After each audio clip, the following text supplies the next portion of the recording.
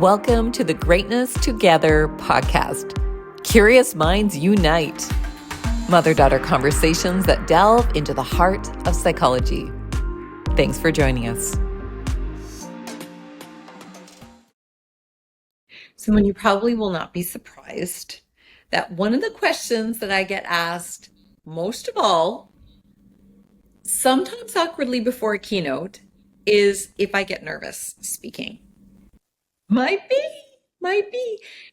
And they do say that fear of public speaking is greater than the fear of death. Now, I'm not actually sure if that is a real thing, but it just goes to show how uncomfortable people feel.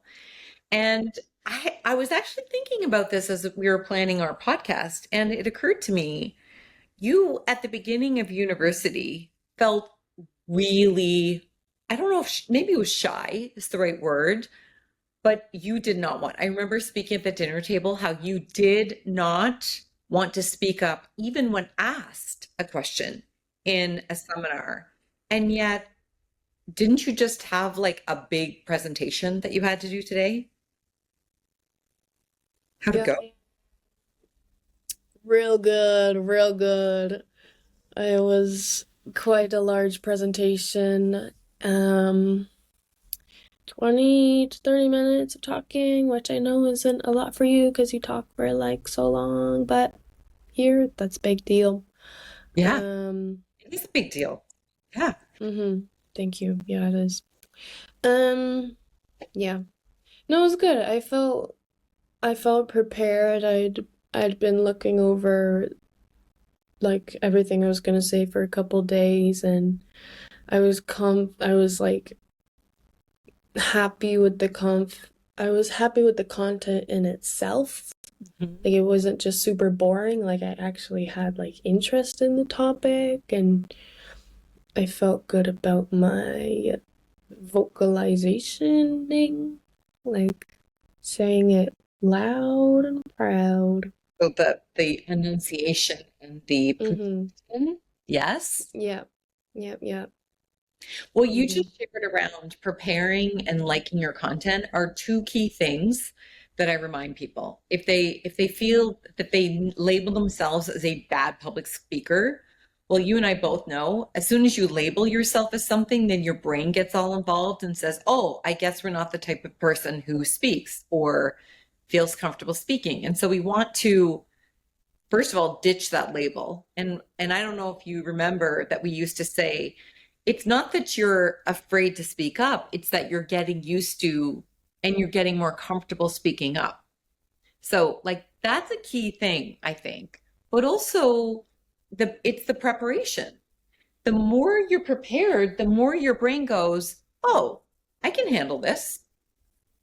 Mm-hmm. Get it? I know what's coming up next." Mm-hmm. Yep.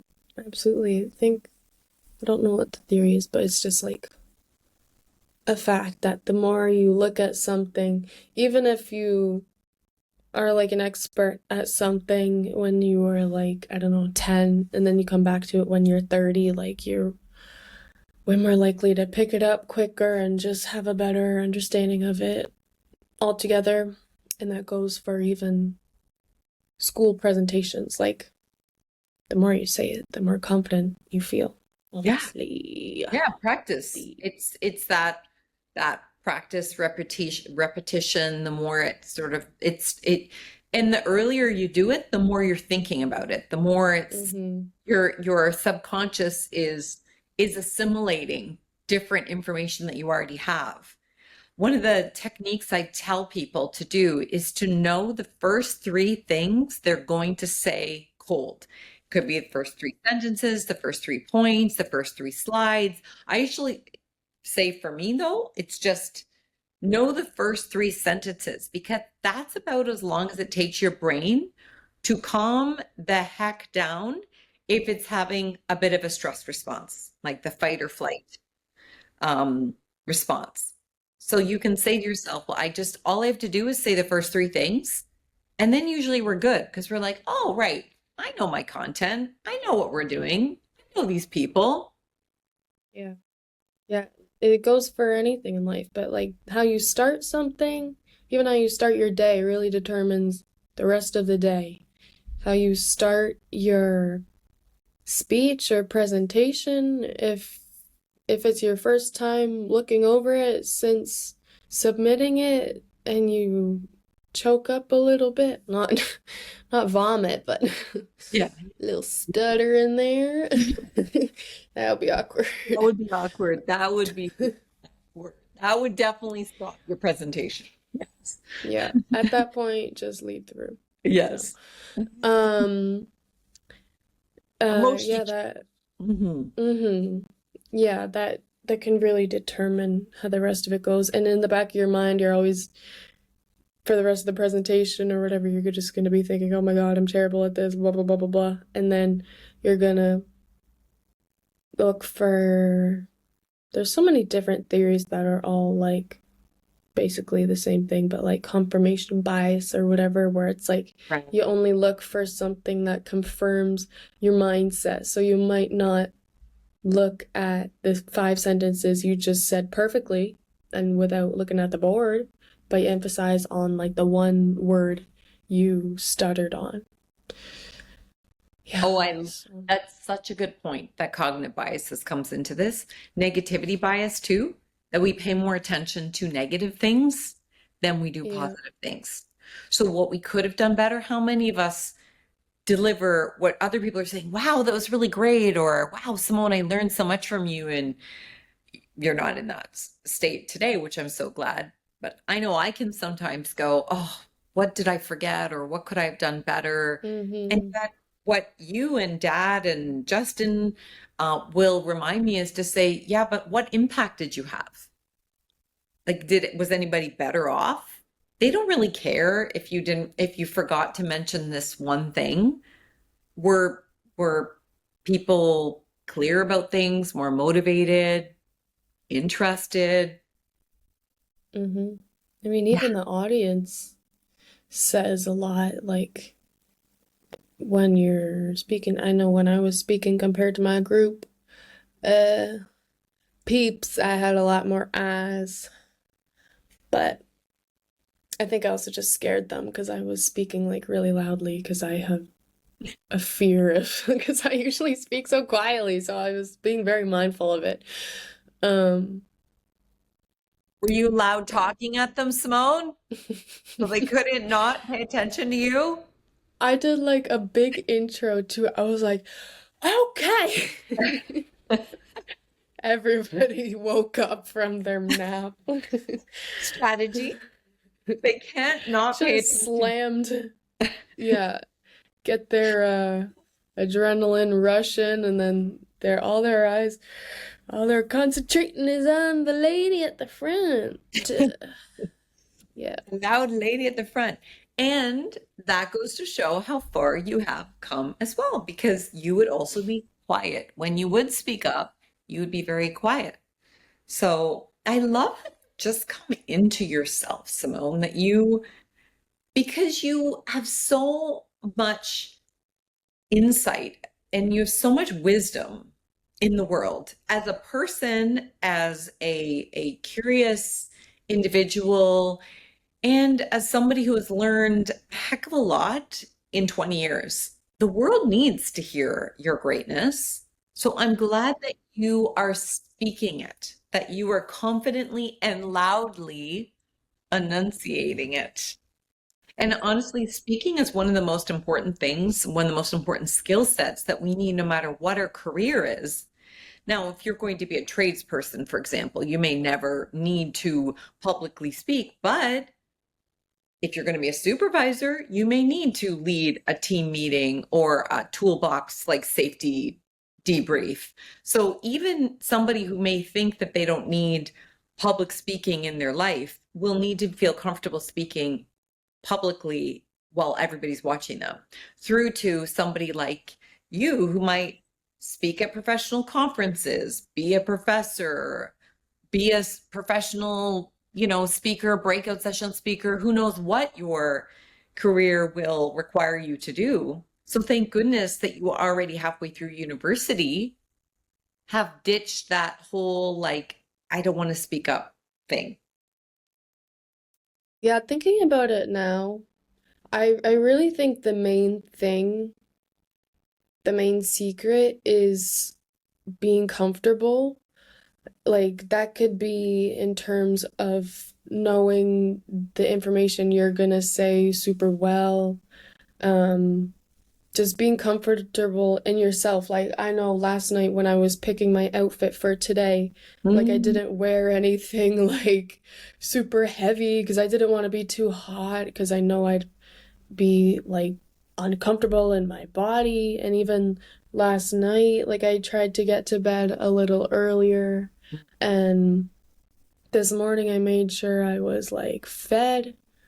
But it's like, it's self care is very important in that comfortability. Even like during seminars and tutorials at school, which is where I like kind of struggle in terms of public speaking. Like I had this one class that last year that was super like emphasized on seminar participation, like our mark. And luckily we were given like the questions that were going to be asked beforehand. So I made sure to like find sources, find everything, find like questions to those answers. So I felt comfortable reading them in seminar. Like if like the problem itself was the actual speaking, but like I found a little loop way around it. I just wrote like a script of for before each class, and as long as I read it, I could have been looking at my screen the whole entire time. I got my point out and I felt comfortable doing it, and that's how done did do. That's a great workaround because I think we have this false belief that there are great speakers out there, whether it's something you're born with or you just have these personality traits, like you're a charismatic person or you're a funny person, as if they would be better speakers and they might feel more comfortable speaking or have greater intonation or be able to like adapt on the fly, those sorts of things. But it's not like a set of personality characteristics that makes some people good speakers and some people aren't. Hmm. Your point Even around like is so important. even like dad, like he's super introverted, does not like speaking, and now he's a teacher. Yes. Like I remember my old teacher in high school even saying that like she was like the bad like kid always in the detention center. What's it called? Like detention and Attention. stuff and You're like juvenile. Wow. probably she was interesting. And then she was a teacher and blah blah blah. But yeah, it's true. Like it ain't natural. Everything it's all learned, like everything in life. Yes. And when you look at what can I do to feel more comfortable speaking, be more prepared, it is leading a full accountability existence. It is really easy to make excuses to say, well, I'm not a natural speaker. I don't feel comfortable. I wasn't born that way. However, what you've just explained is that there are many things that you can do to get yourself in a position to be ready to perform at your best. Get sleep, eat something, be intentional about how you dress so that you're comfortable and you are not sweating and so you're not feeling insecure. I know for me, I have to wash my hair, wear something that's been ironed or doesn't need to be ironed. I need to travel ahead of time so I'm not like racing right off the plane to go and speak on a stage. To your point, there's so much preparation. All day, I've been preparing a slide deck and I'm not even done yet for a 3 hour um, session that I'm delivering for the province of New Brunswick. I'm taking this really seriously because this is part of launching their strategic health human resources strategy. And I'm the only speaker there other than internal panels and things. I am preparing more for that session than most of the other sessions that I've delivered this fall because the stakes are really high. I have to be engaging and we have to do some interactive components and There may be a little bit of funny strategy, data. There's multiple things. So I could sit here and go, oh my gosh, how am I going to be able to do that? Or I could get to work and get to work early because that session is in 3 weeks from now. And by the way, it's also being live transcribed into French. No pressure. But Just translate everything you say to French as you speak. could you translate for me? You can do it. I Yeah. believe in you. No, they'll have that taken care of. But again, it's to be able to, if you say I am going to do this. So in your case, it's doing your program, your degree, and you volunteered to go first, which is also so smart because it means you're not trying to juggle doing the presentation when you're also trying to study for midterm, get your exam done. It's so smart to like not procrastinate. Little plug for our precrastination episode if people missed it. So it's so much of it is really having a mindset and a practice that sets you up for success and believing that we are always getting better and every time we will learn something. Yeah. Yeah. Yeah. Go speak, people. Go speak. That's how you get better. Keep practicing. Tape your mouth, people. Wow. Yeah. Is it That's a tape? also how to speak. Yeah. On tape. Yeah. On tape. Yeah. There you go. There's our bumper sticker. So for folks who are feeling like they never will be able to speak, Simonne, like feel comfortable speaking, what final words of wisdom do you have as somebody who felt even just 2 years ago uncomfortable speaking up? What is the most important thing that you want people to know or remember? Prepare and be comfortable. Yeah. And what I want people to remember is that people want you to do well. Assume people want you to do well so that you give yourself a chance to do well too. Yes. Thanks, Simonne. Congratulations on your successful presentation. Thank you. Thank you. Feeling bueno. No. All right. Bye, listeners. Bye-bye. Thanks so much for joining us for the Greatness Together podcast. Never miss an episode. Subscribe wherever you catch your podcasts. Yours in greatness, Simonne and Sarah.